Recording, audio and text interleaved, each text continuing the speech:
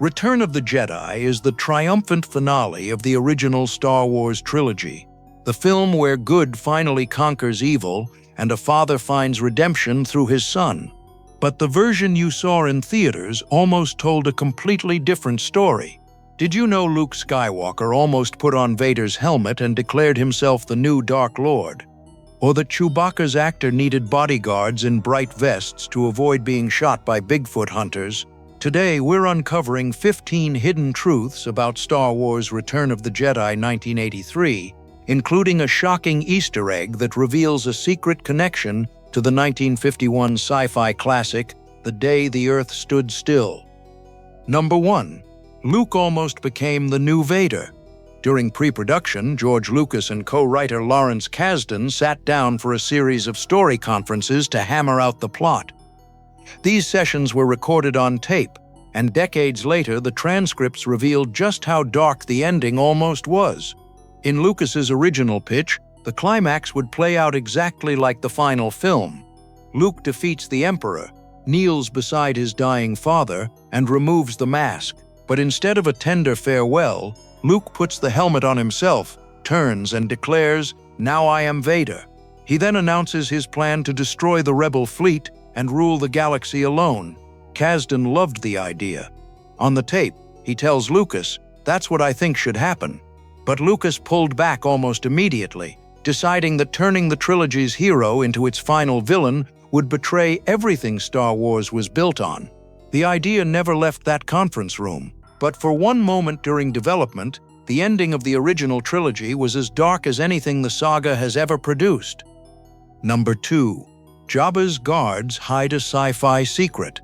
In the 1951 science fiction classic, The Day the Earth Stood Still, a humanoid alien named Klaatu visits Earth with a powerful robot called Gort.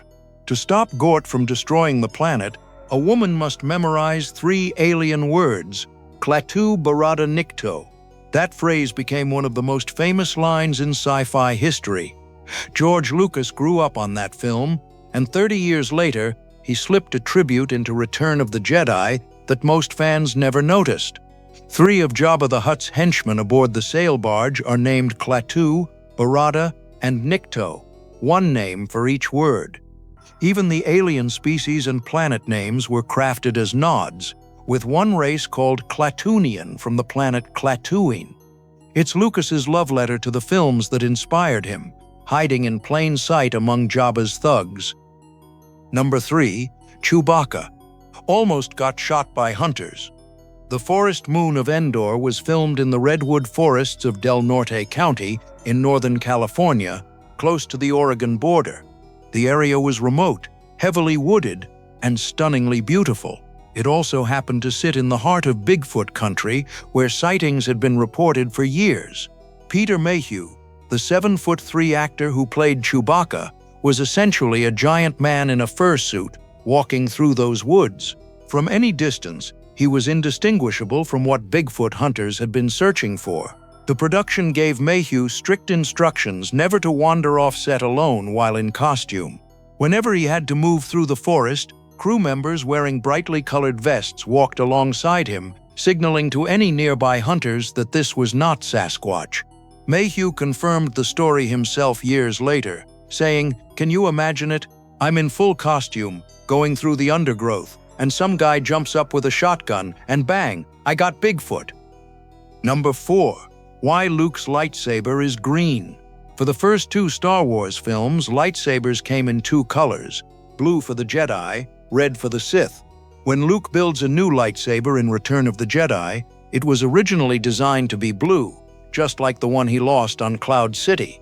Posters were printed, trailers were cut, early footage was edited, all with a blue blade. But then a problem appeared that nobody had anticipated.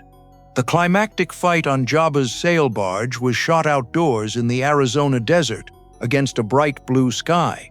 When Luke ignited his lightsaber, the blue blade virtually disappeared into the background. It was nearly invisible. Midway through production, Lucas made the call to change Luke's saber from blue to green, simply so audiences could see it. That single practical decision accidentally created an entirely new piece of Star Wars mythology. Suddenly, Lightsabers weren't just red or blue. There was a third color, and within a few years, the expanded universe built entire lore systems around what green meant for a Jedi's connection to the Force. Number 5. A future action icon auditioned for the Empire. Before Michael Pennington was cast as Moff Gideon, the nervous Imperial officer who commands the second Death Star, the production auditioned several actors for the role. One of them was a young British theater actor named Alan Rickman. At the time, Rickman had no film career to speak of. He was a stage performer, respected in London's theater scene but completely unknown to mainstream audiences. During his audition, Rickman delivered his lines in a big, slow, deep voice. The casting team wasn't impressed and passed on him. The role went to Pennington instead. But just 5 years later, that exact same voice, deep, deliberate, and dripping with menace, made Rickman a star. He exploded onto the screen as Hans Gruber in Die Hard, delivering one of the greatest villain performances in action movie history. Then came his role as Professor Snape in the Harry Potter films, a performance that would define an entire generation's image of quiet, chilling authority. The very thing the casting team rejected was the thing that made him unforgettable. Number 6. The most secret role in Star Wars. When it came time to film the emotional climax of the entire trilogy, the moment Luke removes his father's mask and sees Anakin Skywalker's true face, the production needed a seasoned actor who could deliver it in just a few takes. They cast Sebastian Shaw, a distinguished British stage actor who had been performing Shakespeare since the 1930s. Shaw's involvement was treated with extreme secrecy. His contract literally forbade him from discussing the role with anyone, including his own family. When he arrived on set, he ran into his close friend Ian McDiarmid, the actor playing Emperor Palpatine. McDiarmid asked what he was doing there. Shaw, bound by the terms of his deal, simply replied, "I don't know, dear boy. I think it's something to do with science fiction." And it does not stop there. For the Force Ghost shot, Lucas personally directed Shaw against a green screen and gave him just one instruction: look happy, smile. Shaw didn't even realize the footage was for the film. He later said he'd never received as much fan mail in his entire career as he did from those few seconds of screen time. Number 7. Yoda was almost left behind. In the early story plans for Return of the Jedi, there was no trip back to Dagobah and no final scene with Yoda. The Jedi Master simply wasn't part of the story. Director Richard Marquand pushed back hard, arguing that audiences would absolutely expect a return to Dagobah after the emotional weight of The Empire Strikes Back. Without it, a critical question would hang unanswered. Was Darth Vader telling the truth about being Luke's father, or had he been lying? Lucas eventually agreed, but for a very specific reason. After consulting with a children's psychologist, he became concerned that younger viewers might genuinely believe Vader had lied. So Lucas wrote the deathbed scene where Yoda confirms the truth before passing into the Force. Without Marquand's insistence, one of the most moving scenes in the entire trilogy, and the only confirmation of the saga's biggest twist, would never have been filmed. Number 8. The line everyone quotes was never in the script. Admiral Akbar's cry of "It's a trap" is one of the most quoted lines in movie history. It's been turned into memes, printed on t-shirts, and referenced in everything from political speeches to sitcoms, but that exact line was never in the original shooting script. The scripted dialogue read, "It's a trick." Somewhere during post-production, the wording was changed, and no one involved has ever publicly explained why. But it's hard to argue with the result. "It's a trick" is forgettable. "It's a trap" is immortal. Number 9. The artist who built Star Wars walked away. Ralph McQuarrie is the concept artist whose paintings helped George Lucas sell the original Star Wars to 20th Century Fox back in the 1970s. His work defined the visual identity of the entire saga. He designed the look of Darth Vader, the Death Star, the landscapes of Tatooine and Hoth, and dozens of creatures and vehicles. He had worked on both A New Hope and The Empire Strikes Back, and his art is the reason those films look the way they do. When Lucas asked McQuarrie to design the Ewoks for Return of the Jedi, He agreed and produced initial sketches. His early sketches depicted the Ewok as tall, slender, furry creatures with long arms and legs. But Lucas disagreed and pushed the designs to become more teddy bear-like and commercially appealing. McQuarrie grew frustrated. Eventually, he left the production entirely. The man whose artwork literally created the world of Star Wars could not get behind the idea of cuddly creatures battling the Empire. Number 10. Boba Fett was the real villain.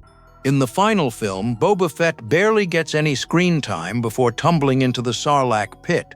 One of the most feared characters in the galaxy goes out with a whimper. But that was never the original plan.